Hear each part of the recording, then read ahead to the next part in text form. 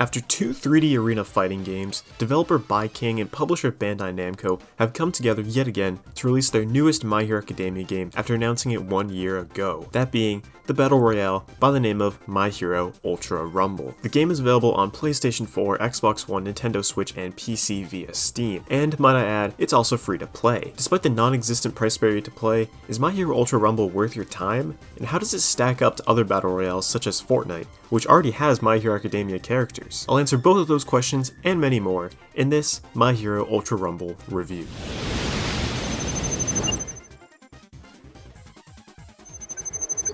Let's start with a breakdown of the gameplay. If you've played any Battle Royale before, then you'll understand this game pretty easily, but there are a couple of unique details that set it apart from other Battle Royales. For starters, the basic premise is that there are 8 teams of 3 players, 24 players in total, who spawn on the map and fight each other until there's only one team remaining. Along the way, you can pick up items to enhance your abilities and give various status effects in order to ensure victory. Already, the small player count sticks out like a sore thumb. Most Battle Royales like Fortnite and PUBG feature 100 players. Ultra Rumble is a literal quarter of that. Why did they decide to do this? I have a number of theories. 1. They didn't have enough characters for 100 players at once. This reason is kind of stupid because there are only 18 characters and 24 players, so it's not even enough for everyone to be a unique character. Not like it matters anyways. If you look at a game like Apex Legends that has 24 players, each round of Apex has 60 players, which is still double Ultra Rumble's number, with only 6 more characters. The second theory is to make games quicker. This one I can see making sense. Each game feels as if you've already made it to the late game of another Battle Royale,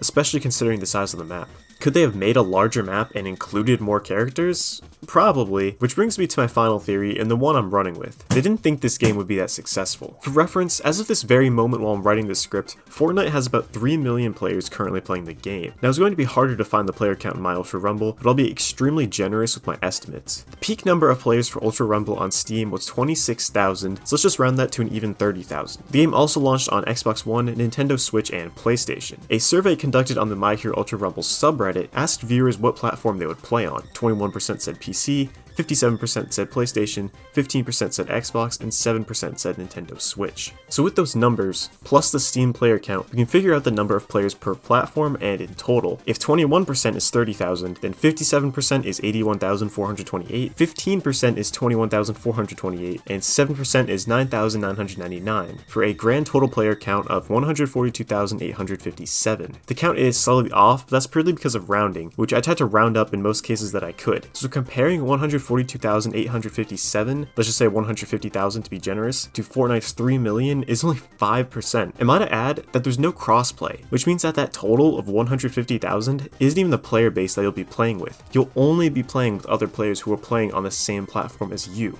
Where was I going with this? Oh yeah, 24 players per match just seems much more sustainable when you only have 5% of the player base that a 100 player game has, especially considering they have crossplay and this game doesn't. So that theory seems the most plausible to me and is the one I'll run with. Let's get back to gameplay. Let's first go over controls and abilities, then we'll get to the Battle Royale mechanics. Something that's interesting about Ultra Rumble compared to other Battle Royales is the combat. Most Battle Royales are first or third person shooters, and every character plays the same. Even in the case of Apex Legends, which has character-specific abilities, it's still an FPS. So if it's not shooting, how does combat work? It plays less like a shooter and more like a 3D arena fighter, which when you look not even that closely, you can see why. King, the developer of Ultra Rumble, is also the developer behind My Hero Academia's 2 home console 3D arena fighters, and they reuse models, moves, and abilities from those games. I'll talk more to the models and graphics later, but most of the moves and abilities are ripped straight from those games. In terms of movement controls, you can run, dash, dodge, crouch, jump, and wall climb. The first time I'm seeing that control in Battle Royale. For abilities, you can perform a basic combo, utilize 3 different quirk abilities, use a character-specific action, use ability cards, use healing items, and go plus ultra. The basic combo is just as the name implies, it's a basic attack combo. We use Deku as an example for each move, so his basic attack combo is just a string of basic attacks. Each character has 3 different quirk abilities, each with their own number of uses before having to recharge. Most, not all,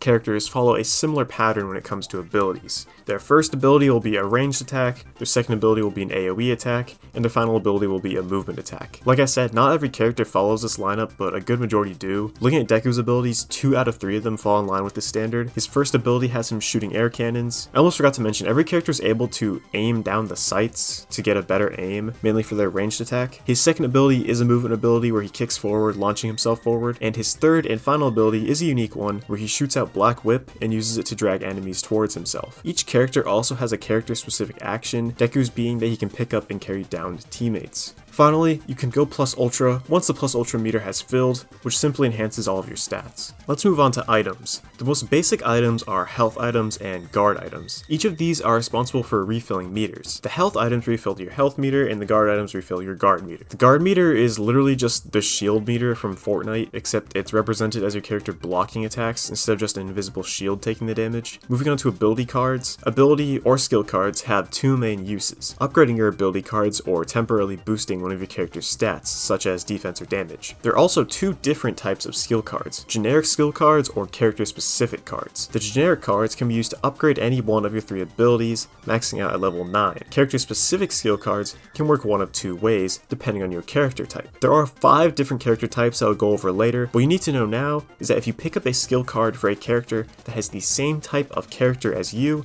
then we'll upgrade one of your moves, depending on which move type the card is. However, if you are not the same character type as the card, then you'll be able to use the card as a consumable. For example, let's say you're playing as Deku, an assault type character, and you pick up a Bakugo skill card, who's a strike type character. Then, you can use that card to momentarily upgrade your damage output, but the card will be consumed afterwards. The final item you can pick up are reboot cards, essentially. Once you collect 3 of them, you can use them to revive a teammate that has been eliminated, but only after you've collected the reboot card that they drop when they are eliminated. Players will only be eliminated once they have had their health depleted, then finished off by an enemy. If someone is simply knocked down and not finished off, then they'll be able to get back up on their own after a certain period of time, or can get back up quicker if revived by teammates. To obtain items, you can either find them on the ground, in loot boxes that are found around the map at the start of the match, from supply drops, or by rescuing or interrogating civilians. There's civilians randomly placed around the map that you can rescue as a hero or interrogate as a villain, but they're basically just glorified chests. Now that we know how the game plays, let's discuss the good and the bad. The gameplay is certainly unique for a battle royale,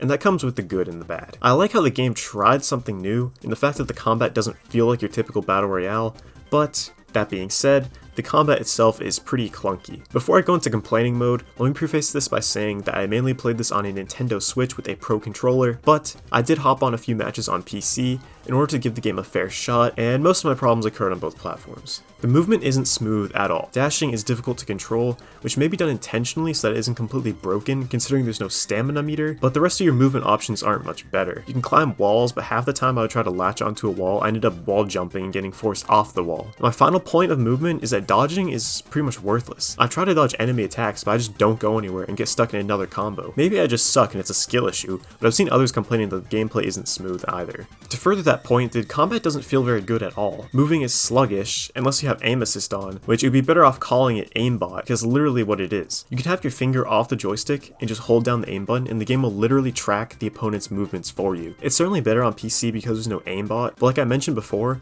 the majority of players are on console, meaning the majority of players will have to deal with aim assist. But then, when you aren't aiming with aim assist, it's super easy to lose track of enemies. It's a combination of the map's environment and the sluggish controls. I found myself just completely lost in the middle of a battle multiple times. I feel like they either need to get rid of aim assist, or at least dial it back and make the gameplay smoother. Or, if they're going to keep the aim assist, then to add a lock-on camera control like in Zelda or Shinobi Strikers. Because if they're going to keep aimbot on, then they might as well just allow you to continually target your enemies. This is the same for basic attacks. It can be really tricky to land. Honestly, I didn't have too much of a problem.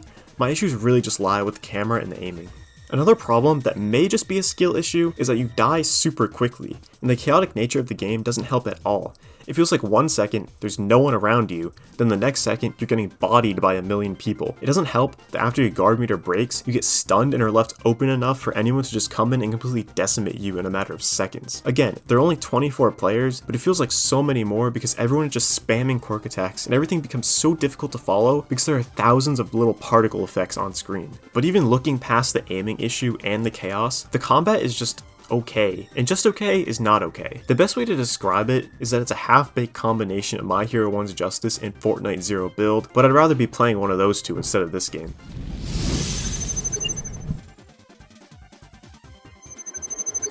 Currently there are 18 playable characters, each of which falls into one of 5 archetypes. These archetypes are essentially classes, as the characters in each archetype play similarly and carry the same role in combat. There's Assault, Strike, Rapid, Support, and Technical. From what I can gather, they're just fancy names for basic classes that you can find in any other video game. Assault is your most basic class. They're all-arounders with a focus on defense. Strike is your main DPS with a focus on, you guessed it, damage. Rapid is essentially movement-based like an assassin and focuses on speed. Support is, well, support and focuses on healing. And finally, Technical is kind of unique. From what I can gather, it's essentially characters that just don't fit into any other categories. Now, let's go over the characters that are available now.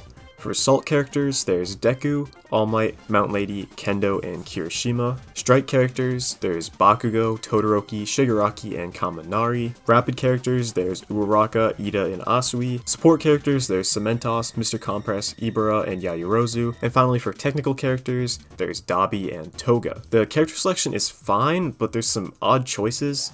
For example, the two Class B characters are Kendo and Ibara, but there's no Monoma, arguably the most important Class B character to the main plot. Also, we get Cementos and Mount Lady, but no Aizawa or Endeavor, and only 4 villains. Now rest assured, more characters will be added over time, but for a launch roster, it's kinda weak to be honest. But the roster selection isn't even the worst part about the characters. The worst part is how you unlock them. From the start, there are only 6 characters unlocked. Those being Deku, Uraraka, Cementos, Mount Lady, Shigaraki, and Dabi. The rest of the characters need to be unlocked through a gacha system, using a premium currency, or through a ridiculously difficult battle pass. This game treats unlockables like a mobile game, and by that I mean it's just terrible. There are, as far as I'm aware, 6 different currency types. There are coins, which you get a lot of by playing the game and can be used on pretty much worthless items like banner customization. There are hero crystals, which are tamed by rolling duplicates in the gacha system. It can be used on character tickets, that being another currency that can be used to unlock only 3 different characters,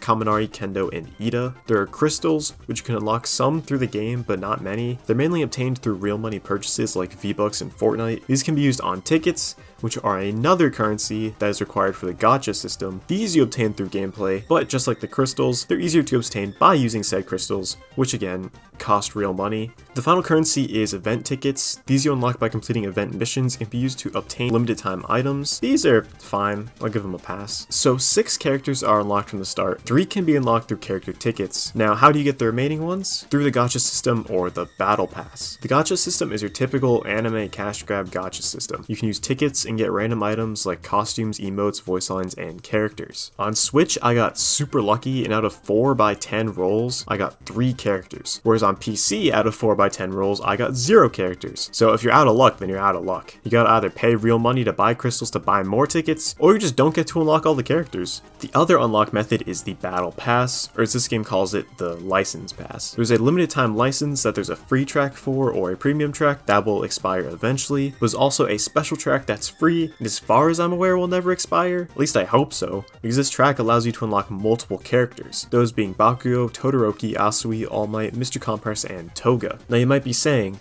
oh well, if this track is free, then why complain? The characters are technically free. The problem is the rate at which you level up this battle pass. It takes 30,000 XP to increase 1 rank. In a match where my team won, I received 1,778 XP. So let's be generous and round to 2,000 XP. Let's also be generous and assume you win every single game you play. Doing the math, that means you need to win 15 matches to increase 1 rank. There are 30 ranks in the pass, which means you need to win 450 matches to unlock all the battle pass characters. Let's do some more math. That win took around 12 minutes. Now let's multiply that 12 minutes by 450 and we get 5,400 minutes, roughly 90 hours. And this also doesn't include load times or lobby times.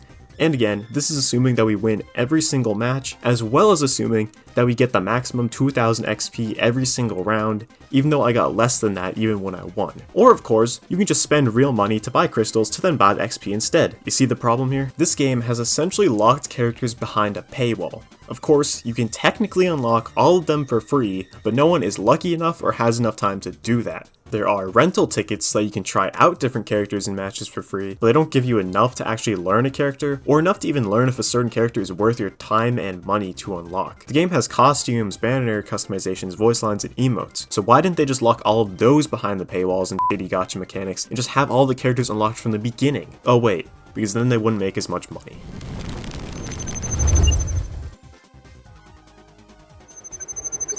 The game kinda looks like ass on Switch, but it looks pretty good on all other platforms. I've actually played this on Switch, but recognize that it's technically inferior hardware and can't handle the game as well, so I also played it on PC, where it looked much better. The character models are ripped right out of One's Justice, but they looked good in that game, and they look good in this game. Some animations do look pretty cheap, especially ones that are specifically made for this game, like the gacha animation just looks terrible. But in-game animation and models are nothing impressive, but still solid, except for when Deku is rescuing civilians. Ugh. The map's environment also looks pretty good. I think the USJ was a good choice of map, not just because it makes sense thematically, but also because it provides the opportunity for multiple different distinct terrains and set pieces. But there are basically 2 repeats in the form of the Aquatic Zone and Typhoon Zone being exactly the same, and the Collapse Zone and the Landside Zone being exactly the same. That's more a fault of the show, not the developers. The one thing I don't like about the presentation is the shitty motion blur that's turned on by default. That's something I instantly turned off, and I wish video game developers would stop turning it on by default because it looks like no matter the game. I'm getting off track here.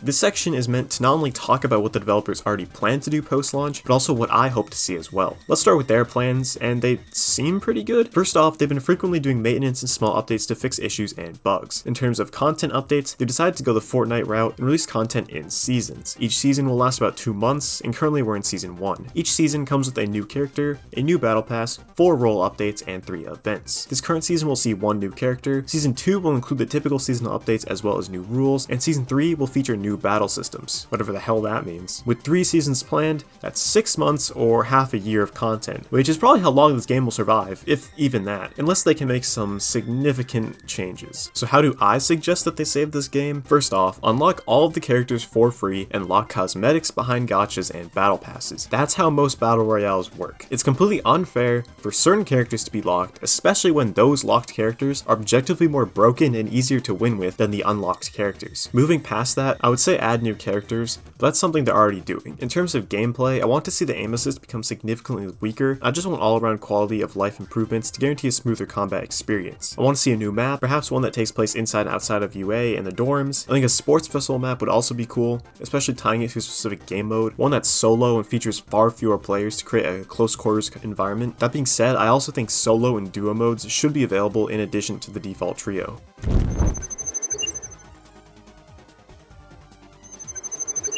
In the end, My Hero Ultra Rumble is yet another drop in the puddle that is the Battle Royale craze. It seems to have come out years late, considering Fortnite is dying and we've had multiple Battle Royales come and go, but I guess it's better late than never. However, with the game's punishing gameplay and greedy monetary schemes, I don't see it lasting very long at all, and I don't see myself playing it too often either. It is a free-to-play game, so you stand nothing to lose by trying it out, except your time, and maybe dignity, but I honestly can't recommend it. In fact, I specifically advise against spending any money on it, because all that would be doing is giving the developers all the reason they need to continue their current monetization plan. For final score, I give the game a 4 out of 10. If you take out the gacha and battle passes and unlock all the characters for free, it could go up to a 6 out of 10 at most, but even that's pushing it. I'm glad to get a new anime game that's not a 3D arena fighter, but unfortunately, it's still a cash grab meant to soullessly profit off the IP's popularity and success. All I can hope for is that ByteKing sees players' complaints and works towards fixing the game. Let me know what you guys think of My Hero Ultra Rumble in the comments below, and as always, make sure to like, comment, and subscribe, and I'll see you in the next video. Later.